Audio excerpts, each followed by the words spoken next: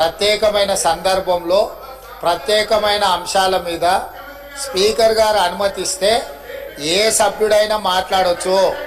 ఒకవేళ ఆ సభ్యులు మాట్లాడదలుచుకుంటే ఒకవేళ తమరు అనుమతిస్తే మిగతా సభ్యులకు ఎవరికి కూడా అభ్యంతరం లేదు. కాబట్టి దయచేసి సభా సాంప్రదాయాలను గౌరవిస్తూ ఈరోజు తెలంగాణకు ప్రధానంగా రెండు సాగునీటి తాగునీటికి వనరులు, ఒకటి కృష్ణానది కృష్ణా జలాలు, రెండు గోదావరి జలాలు. కృష్ణా జలాల మీద దాదాపుగా నిన్న తమరి అనుమతితోని కొంతమేరకు మనం చర్చించగలిగినాము. వాస్తవాలను ఈ రాష్ట్ర ప్రజలకు మనము చెప్పగలిగినాం. ఇక రెండవది గోదావరి జలాలు. గోదావరి జలాల మీద మీకు తెలుసు, ఆనాడు తమరు మంత్రిగా ఉన్నప్పుడే డాక్టర్ వైఎస్ రాజశేఖర రెడ్డి గారు, ఆనాడు పెద్దలు దేవేందర్ గౌడ్ గారు ఆదిలాబాద్ నుంచి చేవెళ్ళ వరకు పాదయాత్ర చేసి తెలంగాణ ప్రాంతాన్ని సస్యశ్యామలం చెయ్యాలి అని అంటే ప్రాణహిత చేవెళ్ళ నిర్మించాలి అని చెప్పి వారు పాదయాత్ర చేపట్టడం జరిగింది. ఆనాటి ప్రభుత్వం ఈ ప్రాంత ప్రజల యొక్క ఆలోచనను దృష్టిలో పెట్టుకొని ప్రాణహిత చేవెళ్ళ ప్రాజెక్టును ఆ రోజు ప్రారంభించడం జరిగింది. ఆ రోజు దాదాపుగా మొదట 12 లక్షల ఎకరాలు అనుకుని తర్వాత 14 లక్షల పైచిలకు ఎకరాలతోని 38,500 కోట్ల రూపాయలతో 2008లో టెండర్ పిలవడం జరిగింది. పనులు ప్రారంభమైనవి. అదేవిధంగా ప్రాణహిత చేవెళ్లకు డాక్టర్ బాబాసాహెబ్ అంబేద్కర్ గారి పేరు పెద్దలు వెంకటస్వామి గారి సూచనతో ఆ రోజు వారు విజ్ఞప్తి చేస్తే ఆనాడు ప్రాణహిత చేవెళ్ల పేరు డాక్టర్ బాబాసాహెబ్ అంబేద్కర్ గారి పేరు జోడించి పెద్దలు వెంకటస్వామి గారి సూచన మేరకు ఆ ప్రాజెక్టును పనులు ప్రారంభించారు. తెలంగాణ రాష్ట్రం వచ్చే వరకు ప్రాణహిత చేవెళ్ల పనులు ప్రారంభించి చేవెళ్లలో మీకు తెలుసు 1000 కోట్ల రూపాయల పనులు జరిగినాయి. ప్రభుత్వం వచ్చిన తెలంగాణ రాష్ట్రం వచ్చి ప్రభుత్వం మారినాక కొంతకాలానికి అధికారంలో ఉన్న వాళ్లకు రీడిజైనింగ్ అనే ఒక బ్రహ్మ పదార్థాన్ని కనిపెట్టారు. ఆ బ్రహ్మ పదార్థంతోనే తుమ్మిడిహెట్టి దగ్గర నిర్మించాల్సిన ప్రాజెక్టును వివిధ మార్పులకు చేర్పులకు దారితీసి చివరికి మేడిగడ్డ, అన్నారము, సుందిల్ల ఇక్కడ బ్యారేజీలు కట్టి మేడిగడ్డ నుంచి లిఫ్ట్ చేసి అన్నారంలో పోస్తాం, అన్నారంలో నుంచి లిఫ్ట్ చేసి సుందిల్లలో పోస్తాం, సుందిల్లలో నుంచి నీళ్లు లిఫ్ట్ చేసి మిడ్మానేరులో పోస్తాం, అక్కడి నుంచి మిగతా ప్రాంతాలకు నీటిని తరలిస్తామని చెప్పి ప్రాజెక్టు రీడిజైనింగ్ అని ఒక బ్రహ్మ పదార్థాన్ని కనిపెట్టి 38,500 కోట్ల రూపాయల అంచనాతో ప్రారంభమైన ఈ పనులను 1,47,000 కోట్ల రూపాయలకు పెంచింది అధ్యక్ష. అది కూడా పూర్తి డీటెయిల్ ప్రాజెక్ట్ రిపోర్ట్ ఉందంటే అది కూడా లేదు. ఇప్పటికీ 1,47,000 కోట్ల రూపాయలకు చేరింది. అది ఇంకా భవిష్యత్తులో పూర్తి చేయాలంటే 2.5 లక్షల కోట్లు అయితా ఎంత అయితా ఇంతవరకు అంచనాలు వేయడానికి కూడా సాహసం చేసే పరిస్థితి లేదు. సరే, అంచనాలు ఎట్లా పెంచిండ్రు, ప్రాజెక్టు రీడిజైనింగ్ ఎట్లా చేసిండ్రు, సాంకేతిక పరమైన అంశాలు ఏంది, సాంకేతిక నిపుణులు ఇచ్చిన ప్రాజెక్టు డిజైన్ ఏంది, దాని తర్వాత జరిగిన నిర్మాణం ఏంది, నిర్మాణం తర్వాత జరిగిన నిర్వహణ ఏంది, ఇవన్నీ ఒకెత్తైతే ఈరోజు మేడిగడ్డ బ్యారేజ్ అనేది కుంగిపోయింది అధ్యక్ష. కుంగిపోయినప్పుడు గతంలో ఉన్న ప్రభుత్వం ఏం చెప్పింది, బ్యారేజ్ కింద ఇసుక కదిలింది, ఇసుక కదిలితే ప్రాజెక్టు కుంగింది అని చెప్పింది అధ్యక్ష. నేను తమరి ద్వారా అడుగుతున్న అధ్యక్ష, ఇసుకలో పీక మేడలు కట్టిండ్రు అధ్యక్ష. ఇసుక కదిలేటట్ల ప్రాజెక్టు బ్యారేజు కట్టి 1000 కోట్ల రూపాయలు ఖర్చు పెట్టి ఈరోజు అది కుంగిపోయితే చుట్టూత పోలీసు పహారాలు, వాఘా బార్డర్లో కూడా అంత పోలీసు పహారాలు లేవు. అంటే భారత్ పాకిస్తాన్ సరిహద్దులో వాఘా బార్డర్ ఉంటుంది. అంటే పాకిస్తాన్లోకి వెళ్ళాలి అని అంటే అక్కడ మొత్తం శత్రు దుర్భేద్య విధంగా పహారాలు కాస్తుంటారు పోలీసులు, అక్కడ ఉండే ఆర్మీ. అంతకంటే ఈ మేడిగడ్డ ప్రాంతంలో పిట్ట కూడా ఎగరడానికి వీలు లేకుండా ఆనాటి ప్రభుత్వం ఆ కుంగిన బ్యారేజ్ను ఎవరిని చూడకుండా దాన్ని దాచిపెట్టిండ్రు. దాంతో కేంద్ర ప్రభుత్వం దీనికి సంబంధించి ఫిర్యాదులు అందిన నేపథ్యంలో నేషనల్ డ్యామ్ సేఫ్ అథారిటీ అధికారులను పంపించి ప్రాథమికంగా ఆ ప్రాజెక్ట్ ఏం జరిగిందో చూసి ఒక నివేదిక ఇచ్చిండ్రు. ఆ కేంద్ర ప్రభుత్వం నుంచి ఇచ్చిన సాంకేతిక నిపుణులు ఇచ్చిన నివేదికను కూడా గత ప్రభుత్వం తప్పుపట్టింది. ఆ తర్వాత కాంగ్రెస్ అధికారంలోకి వచ్చిన తర్వాత అక్కడ జరుగుతున్న పరిణామాల నేపథ్యంలో కొంతమంది అధికారులు ఆఫీసుల నుంచి ఫైల్స్ మాయం చేసిందని టీవీలలో పేపర్లలో పెద్ద ఎత్తున వచ్చింది.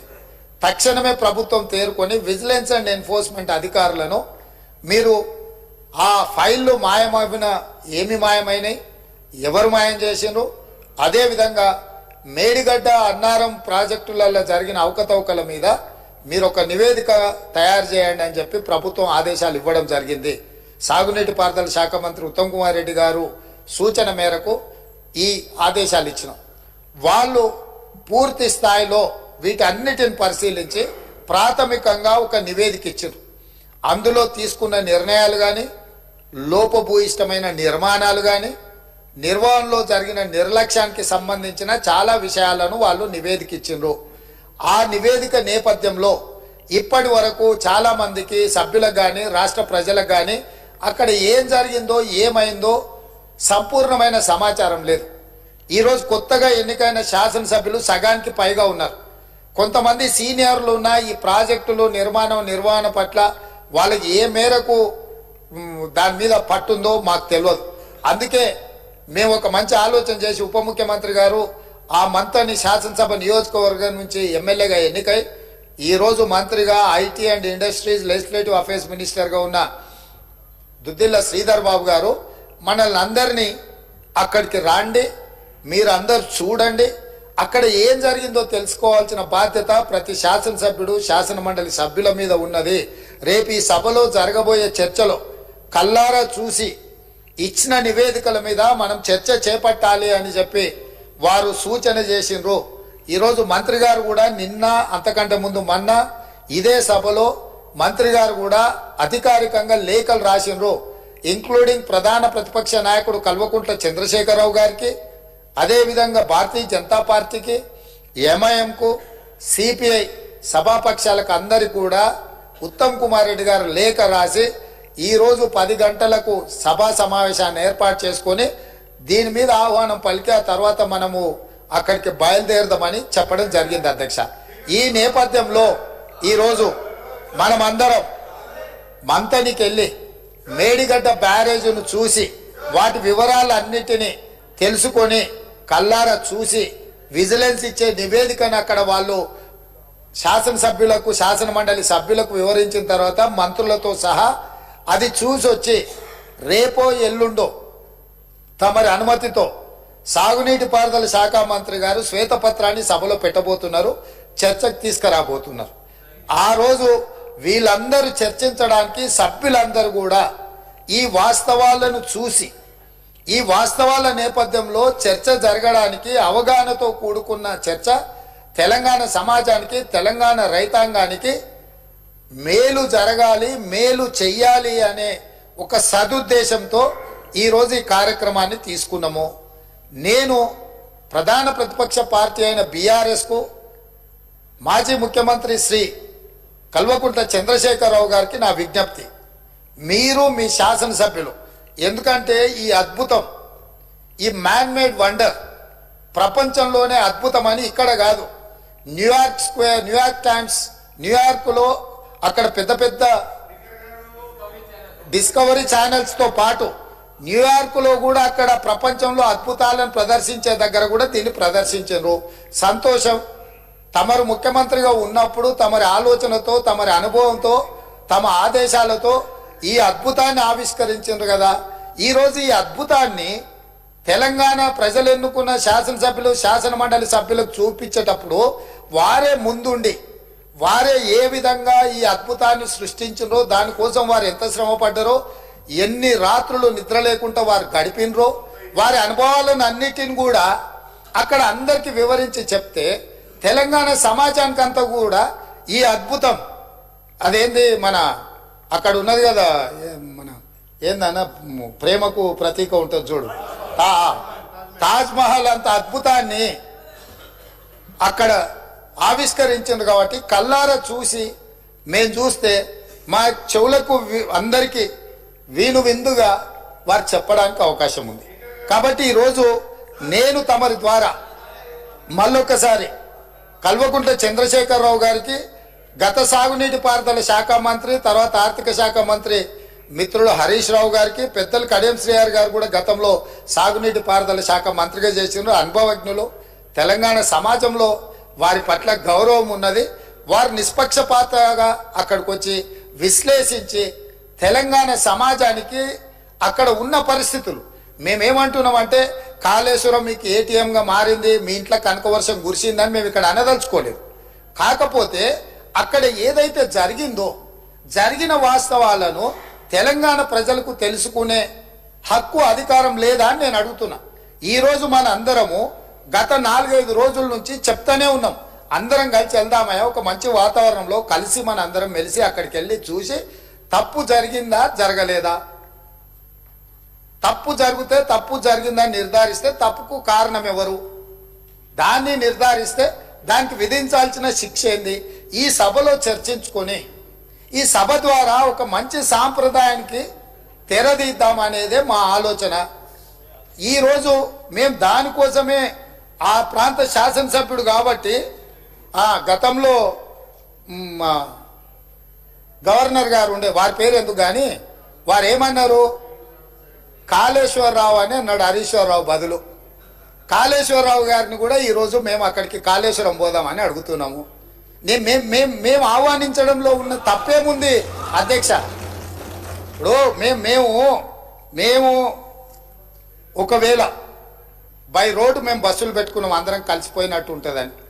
ఒకవేళ ఏదైనా మీకు బస్సులో ఇంత దూరం ప్రయాణం చేయడానికి ఏదైనా ఉంటే ప్రభుత్వానికి అధికారికంగా హెలికాప్టర్ ఉన్నది. పెద్దలు చంద్రశేఖరరావు గారి కోసం ప్రత్యేకంగా హెలికాప్టర్ను కూడా రాష్ట్ర ప్రభుత్వము సిద్ధంగా ఉంచింది బేగంపేట ఎయిర్పోర్టులో. కాబట్టి దయచేసి దీన్ని వివాదాలకు తావియకుండా మనందరం ఒక్క మాట మీద ఉండి, కూలిపోయిన మేడిగడ్డ గురించి, పేలిపోయిన వాళ్ళు కూలిపోయింది సార్, వారు ప్రశాంత్ రెడ్డి గారు ఆర్ఎండ్బి మినిస్టరు, వారు ఇట్లా మాట్లాడుడేంది, వీళ్ళే బాంబులు పెట్టి పేల్చిందని పోలీస్ స్టేషన్లో కంప్లైంట్ పెట్టిండ్రు. బాంబులు పెట్టి పేలిస్తే సింపుల్ లాజిక్ అధ్యక్ష, ఏదైనా బాంబులు పెట్టి పేలిస్తే శకలాలు గాల్లోకి ఎగురుతాయి అధ్యక్ష, భూమిలోకి పోవు. ఇది వాళ్ళు రాసే అబ్బాయికైనా అర్థమైంది, బాంబులు పెట్టి పేలిస్తే గాల్లోకి ఎగురుతుంది అధ్యక్ష, భూమిలో కుంగదు. పోలీస్ స్టేషన్లో అట్లా కంప్లైంట్ పెట్టింది కాబట్టి ఇది బాంబులు పెట్టి పేల్చిందా, లేకపోతే కింద ఇసుక కలిగి పిట్టగూడు కడితే పీక మేడలు కడితే కుంగిందా, ఇవన్నీ కూడా సమాజం తెలుసుకోవాల్సిన అవసరం ఉంది. సభ్యులుగా చర్చించే ముందు మనందరం కూడా అక్కడికి వెళ్దాము. కాబట్టి దయచేసి సభాపక్ష నాయకుడుగా ప్రధాన ప్రతిపక్ష నాయకుడు శ్రీ చంద్రశేఖరరావు గారిని, అదేవిధంగా మాజీ సాగునీటి పారుదల ఆర్థిక శాఖ, ఎందుకంటే అన్ని నిధులు విడుదల చేసింది వారే కాబట్టి హరీష్ రావు గారిని, మా పెద్దలు కడియం శ్రీహరి గారికి ఈ తెలంగాణ సమాజం పట్ల, ఈ సమస్యల పట్ల, సాగునీటి ప్రాజెక్టుల పట్ల వారికి ఒక అవగాహన ఉన్నది. వారిలాంటి వాళ్ళు చూసి విశ్లేషించి చెప్తే మేము కూడా కొంత నేర్చుకుంటాం. ఎందుకంటే అన్ని మాకు తెలుసని మేము అనుకోం, మేమేం అపర మేధావులం కాదు. ఏదైనా మాకు తెలియంది ఉంటే అడిగి తెలుసుకుంటాం. శ్రీహరి గారు లాంటి వాళ్ళు అనుభవజ్ఞులు, తుమ్మల నాగేశ్వరరావు గారు లాంటి అనుభవజ్ఞులు, గతంలో ఈ శాఖలలో మంత్రులుగా బాధ్యతలు నిర్వహించిన వాళ్ళు ఉన్నారు. కొత్త తరం నేర్చుకోవాల్సిన అవసరం ఉన్నది. నాకు కూడా శాఖలు ఎప్పుడు నేను నిర్వహించలేదు కాబట్టి నాకు